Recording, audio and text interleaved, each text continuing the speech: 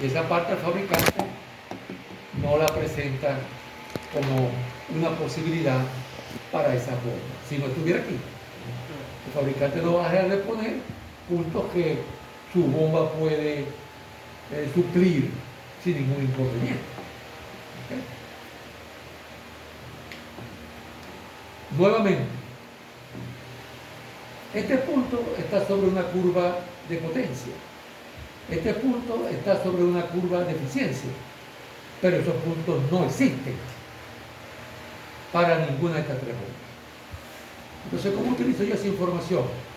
Bueno, por ejemplo, si este punto que estoy marcando aquí con el cursor fuera el punto de operación, entonces yo puedo leer que la potencia está cercana a 20.000 HP. Bueno, me puedo atrever a hacer una interpolación visual. Y que además la eficiencia está entre 83, creo que es, y 85, entonces no leo bien. ¿Okay? Pero fíjense que primero identifico el punto sobre la curva H versus T. Ajá. ¿Y qué pasó aquí? Bueno, cuando tengo la oportunidad de ver esto en el libro de White, ahora más tarde que dije lo voy a leer, nos dice, nos explica que esta familia de 6 bombas tienen la misma carcasa, pero yo puedo colocar en esa carcasa 6 impulsores de distintos tamaños. Y además, estos 3 tamaños, fíjense, giran a 1170 revoluciones por minuto, y estas que en general son más grandes, giran un poco más despacio. ¿Okay? Falta una curva del rayero que aparece allí, que es esta que está solitaria, que tiene su propia escala, ¿verdad? Aquí yo leo los puntos que están sobre la curva de altura versus caudal. Y aquí yo leo los puntos que están sobre la curva del NPCH versus caudal. ¿Qué es NPCH? Lo vamos a ver con lujo de detalle. Pero esas siglas significan Net Positive Suction Head, la altura neta de succión positiva. Y tiene que ver con lo que mencionaba hace rato, el riesgo de cavitación. Esto es un margen que el fabricante impone para la presión en la entrada de la bomba. Ese margen es sobre la presión del motor. Entonces quiere decir que no hay que esperar que la presión en la entrada se haga igual a la de saturación o vapor. Basta con que esté cerca, entre comillas, y él decide que cerca, el fabricante. ¿Y por qué decidió él? Porque él hizo las pruebas. O sea, eso no es teoría. Él hizo y se puso a probar y comprobó eso. Entonces, basta que ese margen no se respete para que exista el riesgo de cavitación. Entonces, eso hay que respetarlo. Eso no tiene que ver nada, como vamos a ver cuando resolvamos un problema, con los cálculos de la altura, que es clave, versus el caudal. O sea, yo puedo satisfacer lo referente a caudal y altura. Pero de pronto, donde puse la bomba y respeto la parte del PCH. Esa decisión no está bien. O se hace algo para solventar el problema del PCH, o hay que utilizar otra bomba, otro punto de operación. ¿Okay?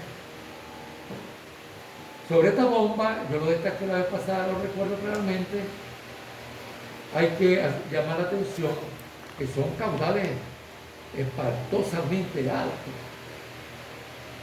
Estos son miles de galones por minuto. Okay. Y un galón estadounidense es algo menos de 4 litros. Para redondear, pongamos 4. Pero eso quiere decir que si esta bomba está operando en este punto, maneja 16.000 galones por minuto. Hay ríos respetables que no tienen eso en su causa. Entonces es una cantidad realmente grande. O sea, ni comparación con lo que puede haber en nuestra casa.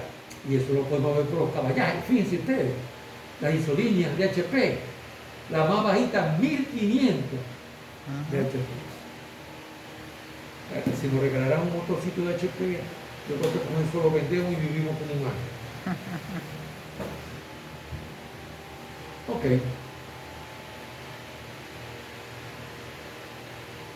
Aquí hay una serie de comentarios que resumen todo lo que acabo de decir.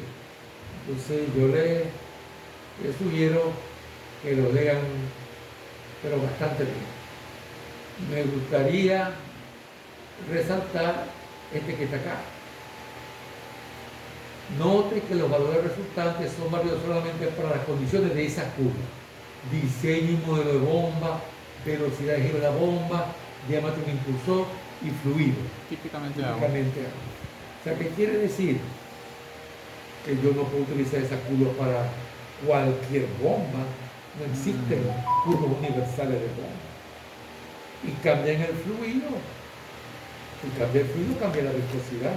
Si cambia la viscosidad, tiene que cambiar la pérdida, tiene que cambiar la eficiencia.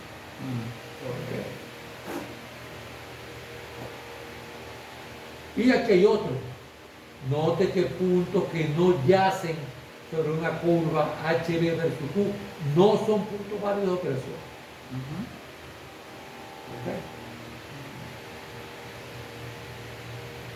Aquí viene la famosa, porque es famosa, altura de succión positiva neta, NPCH. Como dije, está escrito.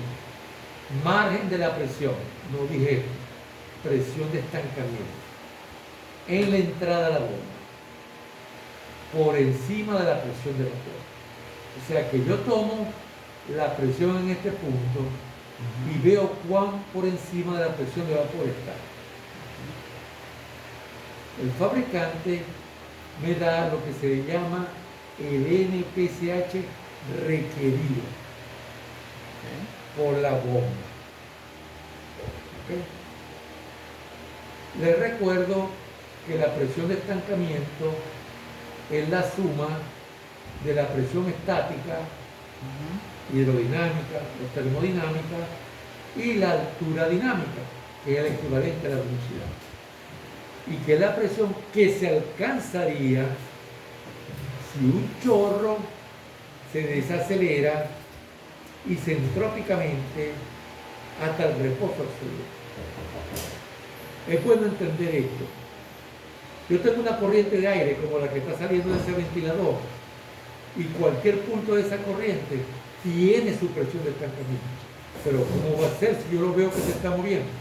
Claro, porque la presión de estancamiento es la presión que se alcanzaría si yo hago esto y aquello. Y ahí no lo estoy haciendo. Pero yo lo puedo calcular. Si yo tengo la presión de un punto de esa corriente y tengo su velocidad, hago esta suma y esa es la presión que se alcanzaría si por algún mecanismo yo pudiese llevar isentrópicamente esa corriente hasta cero. Quienes han visto termodinámica 2, el flujo compresible, la presión de estancamiento es una cantidad muy importante del flujo compresible. Por eso en turbo máquina, cuando la vean, se van a dar cuenta que es más el tiempo que se habla de presión de estancamiento que de presión. Ok, entonces yo tengo que calcular la presión de estancamiento aquí, restar la presión de vapor y calcular yo que he decidido dónde voy a poner la bomba. Decidí ponerla como está aquí, ¿ves? Y calculo el PCH. Y me da yo no sé cuánto. Ese es el PCH disponible. porque yo decidí poner la bomba. Ponerla arriba de la superficie libre, bro. Pero Por encima de la superficie libre. se puede poner por encima, pero ya vamos a ver qué implicaciones tiene ese. ¿Ok? Ya vamos a resolver. Esa la tengo que comparar con la requerida. Porque si donde yo la puse, el margen es, y voy a poner un número redondo para no confundir la cosa, 8. Y el fabricante me dijo 10, yo estoy mal. Me puse muy cerca de la presión de vapor, me puse a 8. El fabricante me dice, ponte 10, porque debajo de 10 hay riesgo. Entonces, por eso le decía que usted hace la selección de bomba en base a energía y ahí no acabó el asunto. Correcto. Porque lo pueden echar a perder si la bomba no está bien posicionada. ¿Y por qué lo voy a echar a perder? Bueno, porque en primer lugar, eso no se diseñó para trabajar con líquido y burbuja, sino con puro líquido. Hay bombas de flujo multifásico, Claro. pero son otra cosa. ¿Dónde se utiliza eso? ¿Ah? ¿Dónde se utiliza ese tipo de El petróleo. petróleo? Por el petróleo que trae gas. Claro. Sí. Hay una bomba que llaman de cavidad progresiva. Por ahí hay un rotor. Y esas son buenas para eso. Ok. Entonces decía que el funcionamiento de la bomba se deteriora. Esos eran los punticos que aparecían aquí.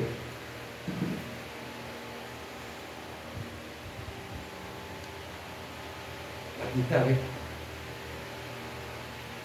Este es deterioro por cavitación. En esa curva, porque todas se van a deteriorar. Además, como ya hemos comentado, esas bombas aparecen por baja presión, pero aparecen antes de entrar esas burbujas, quise decir, por baja presión. Y eso ocurre cuando la presión no ha subido. ¿Y dónde va a subir? En el impulsor. Pero cuando la presión comienza a subir, así como esa bomba, esa burbuja apareció, tiene que desaparecer. Claro. Claro. Pero esa desaparición no es tan sencilla como la aparición. Esa desaparición tiene una masa muy pequeña de agua en forma de vapor que está ocupando un espacio relativamente grande. Y súbitamente va a cambiar su presión al alza. Entonces, literalmente ocurre esto que hacen mis manos. Las paredes de la burbuja van hacia el centro, una implosión, y se desarrollan muy altas presiones local y momentáneamente, porque eso todo el tiempo apareciendo. De hecho, eso se oye. Eso se oye, el ruido de la cavitación. Por eso vamos a hacer una tesis donde en base al ruido se podría ver si hay ruido de cavitación. No recuerdo, pero creo que sí. Esa tesis tuvo, quizá algunos lo saben, un fin algo fuera de lo común. Eran 3 estudiantes. Y lo que fue preparando el túnel de agua para eso. Y había un estudiante que era muy delgadito. Y él era el que le correspondía limpiar un tanque de enfriamiento, porque se jugaba con la temperatura del agua. Porque era el único que cabía allí. El otro compañero de tesis era no muy bajito, pero era muy gordito. Entonces se metía ahí, se iba a quedar trancado. Y el otro era muy bajito. Se metía ahí y quedaba que no iba a poder hacer nada. Pero él era delgado y alto. Perfecto, una varilla. Pero un tanquecito pequeñito. Tenía un serpentín. Nosotros íbamos al laboratorio, porque yo era juzgado también. Lo veíamos trabajar. Llega el día del examen final. Entonces, la presentación allá mismo. Presentó uno, presentó otro, y dejaron de último al que hizo el experimento, porque se dio malas manos. Hacemos una pregunta. 0. no pudo articular ninguna palabra. Pero es que no creen que estoy exagerando. Nada. Pero fulanito, tranquilízate, ¿qué tal le dicen los compañeros? Ah, vamos a ver. Sí. Así terminó el examen. ¿Qué vamos a hacer como jurado? Nosotros lo vimos, ¿no? Inclusive el que trabajaba más. Porque esta era una tesis experimental. No pasó. Ahora se puede imaginar después la mamazón de gallo de toda la escuela con estos muchachos. Porque sus compañeros no se quedaron callados. Estaba un poquitico por esto. Nada más. Y después ese no llegó donde meter la cara. Ajá, ¿qué es lo que pasa? Respondiendo a la inquietud. Bueno, fíjense, recuerden que si yo subo en un fluido por gravedad, la presión tiende a bajar. Eso quiere decir que si yo pongo la bomba aquí, no estoy ayudando a mi NPCH. ¿Verdad? Porque la presión va a tender a bajar. La fricción tiende a que la presión baje. Otra cosa que me va a producir una tendencia a la baja aquí en la entrada. ¿Bien? Y aquí el agua está en reposo, pero aquí tiene una velocidad. Pero eso no, porque eso se compensa aquí. ¿Ven? Porque la velocidad también va a hacer que la presión baje, pero no importa porque eso se compensa aquí. Se mira, justamente por eso se mira la presión estancada. Y si el agua está muy caliente, su presión de vapor es alta. ¿Verdad? Pues si es alta, yo no tengo que bajarme mucho para alcanzarla. Pero si el agua está fría, la presión de vapor baja. Entonces yo tengo un margen. Entonces por eso a veces hasta hay que someter algún tipo de enfriamiento al fluido. Pero eso no es usual. Eso no es usual. ¿Okay? Entonces hay que jugar con esta cosa y eso se cuantifica calculando el PCH y eso se le llama disponible y contrastándolo con el que traen las curvas de funcionamiento, ese se le llama requerido. Queremos que está más alejado de la presión de vapor de lo que el fabricante recomienda. Okay. Aquí está cuantificada el PCH acá y pueden ver claramente lo que ocurre. Si la presión de vapor es, vamos a llamarla alta, el PCH disponible es bajo. Si las pérdidas por fricción son altas, el PCH disponible es bajo, porque estoy restando, ¿ves? Claro. Si la entrada de la bomba está por encima del nivel de succión, esto tiende a bajar. Y en este caso particular, la presión que teníamos originalmente era la atmosférica. Distinto es si, por ejemplo, yo tengo esto aquí presurizado. Porque si yo tengo esto presurizado, pongo la presión del ambiente que está en contacto con la superficie. Entonces, esta puede ser alta. O sea, que hay ciertas cositas que se pueden jugar. Primero, yo no voy a llenar esto de periquito, porque incremento esto. Segundo, no lo voy a poner muy alto. Yo no voy a poner la bomba en mi edificio allá en la azotea. Exagerando. ¿Ven?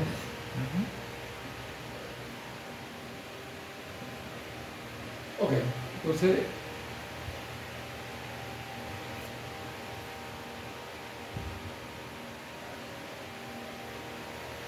aquí faltan 2 puntos. Semejanza en bomba y lo más importante, Punto de operación. La parte de semejanza en bomba la voy a dejar para un problema que voy a resolver de análisis dimensional. Lo que está escrito aquí lo vamos a hacer. Entonces, pasamos aquí. Ok, entonces el asunto es que yo tengo un sistema de tuberías donde deseo colocar una bomba. Ok, el sistema típico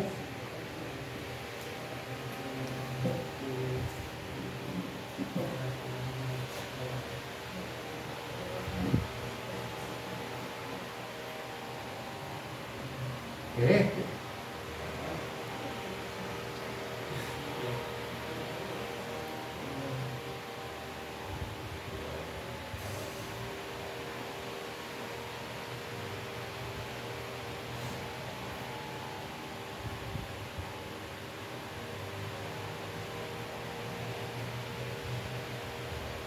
Ok.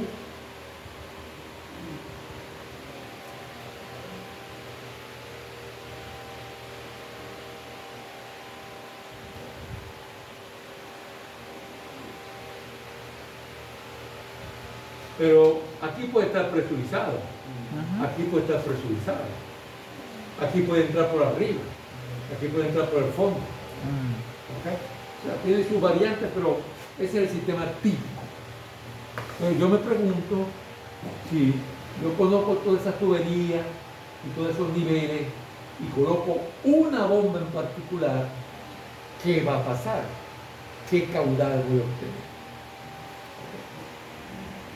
Bueno, el punto clave es que esa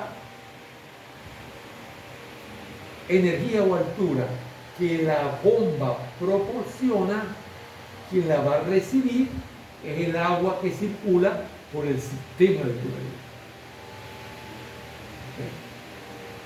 Aquí nos dicen, y yo lo mencionaba, que lo ideal es que ese caudal que resulta esté cerca de la condición de máxima eficiencia. Ok. Si hacemos el balance de un sistema como ese, Ujú. entonces la energía que la bomba debe proporcionar al sistema de tuberías para un cierto caudal se puede relacionar con el aumento de presión de 1 a 2. En ese caso particular no existe. El aumento de velocidad de 1 a 2. En ese caso particular no existe. El aumento de elevación entre 1 y 2. A ese sí existe.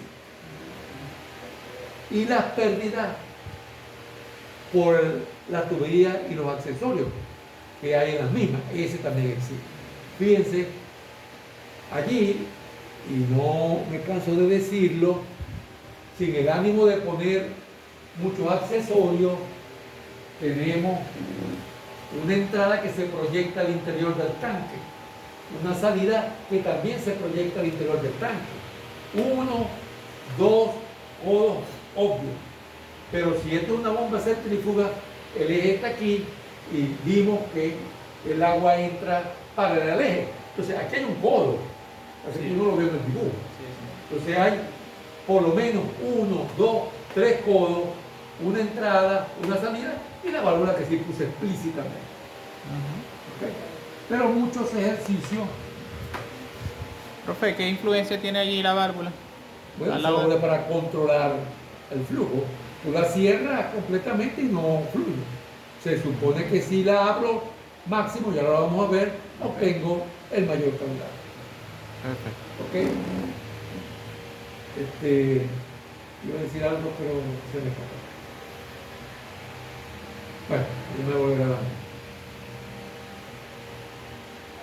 Ok. Entonces, permítame leer.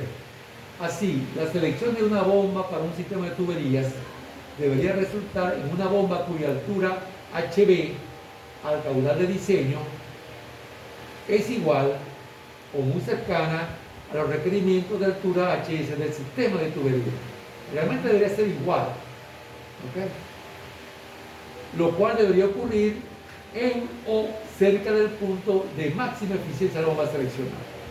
Aquí está la altura, la curva de eficiencia de esa bomba.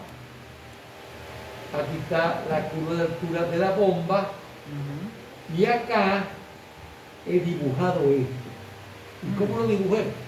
Bueno, aquí está el eje de los caudales, pongo distintos caudales. Entonces obtengo distintos puntos de esta curva. Y la trazo. Entonces, ¿qué ocurre aquí? Haciendo una analogía con el problema del mercado, es el punto donde la oferta de energía que la proporciona la bomba es igual a la demanda de energía que exige el sistema de tanque, tubería y accesorios. Donde esas dos cosas se equiparan es el punto de equilibrio de la combinación de la bomba y la tubería.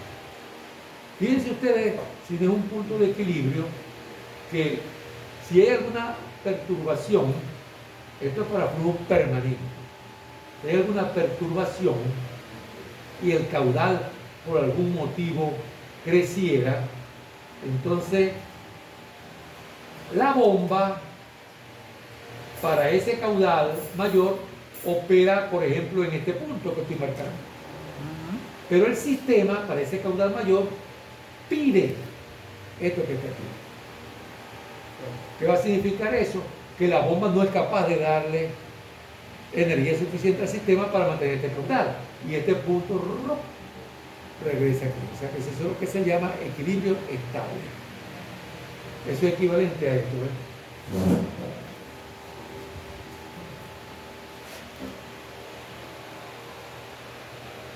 Si yo tengo esto aquí y yo lo pongo aquí,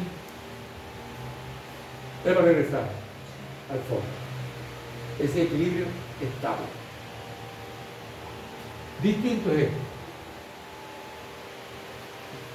Ese equilibrio es inestable. Y distinto también es esto. Ese equilibrio es indiferente. Lo agarro de esfera y la pongo aquí y ahí se queda. Lo agarro de esfera y la pongo acá y se va. Lo agarro de esfera y la pongo aquí y regresa al sitio. Entonces, Eso tiene que ver con la concavidad. Sí. Entonces, este es un punto como de un equilibrio estable. Miremos acá lo que ocurriría si por algún motivo el caudal momentáneamente disminuye, entonces la bomba está dando más que lo que el sistema requiere para mantener ese caudal. Entonces hay como un superávit momentáneo de energía y eso se traduce en un incremento del caudal. ¿Y qué pasa si yo cierro la válvula esta? Aumento HF. Fíjense ustedes, estas tres cosas que están aquí, de las cuales para este caso, repito, para este caso, la única que sobrevive es delta Z, no dependen del caudal, realmente. ¿Okay? Porque esto casi siempre es cero. Por eso a esto se le llama la altura estática. Mientras que esto sí depende del caudal. Las pérdidas son proporcionales a la velocidad al cuadrado. Quiere decir que la curva del sistema yo la puedo dibujar sumando estas tres y eso representa este punto. Y luego para distintos caudales yo le sumo HF. ¿Ves? ¿Qué pasa si yo cierro la válvula? Estoy incrementando HF. Incrementar HF es aumentar la pendiente de esto. Entonces quiere decir que esta curva puede ser así. Quiere decir que este punto se va moviendo hacia acá. Y si yo la cierro completamente, no debe haber caudal. Entonces cerrarla completamente es como poner pérdidas infinitas. O sea, profe, que lo que va a hacer que la altura del sistema de tubería crezca son mayormente las pérdidas, porque la energía en ese No. caso no.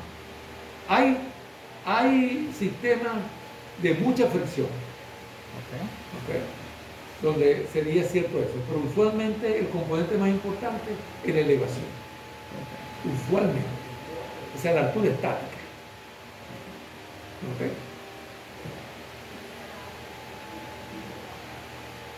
Bueno, pero como dije, y este comentario aquí cae como anillo al dedo, podemos seleccionar o identificar un punto de operación en base a un balance de energía. Pero eso no es suficiente. Dice, otro requerimiento de operación en funcionamiento, tal como en el PCH, y costo, son obviamente también parte de los criterios de selección de una bomba. ¿Verdad? Como decir, ve, aquí están esa bomba que yo te la regalo y aquellas que las tengo que vender. Entonces yo analizo cuál de ellas es la mejor y me da que es una de las que tengo que comprar. Pero voy a hacer todo lo posible para usar esta, ¿verdad? De pronto no me da exactamente lo que quiero, pero con lo que me ahorro allí, pues que chulo. Entonces ustedes saben muy bien que al final la economía puede decidir todo. Y ahora, desde hace mucho tiempo y en muchas partes, no solamente la economía, sino la política. A veces el público piensa que una solución es la mejor y realmente no tiene razón, pero el político viene y corre con esa. Miren, por ejemplo, el problema ambiental. Hay mucha gente que piensa que con recoger la basura del lago estamos listos. No, es un macro problema de ingeniería, de muchas ingenierías.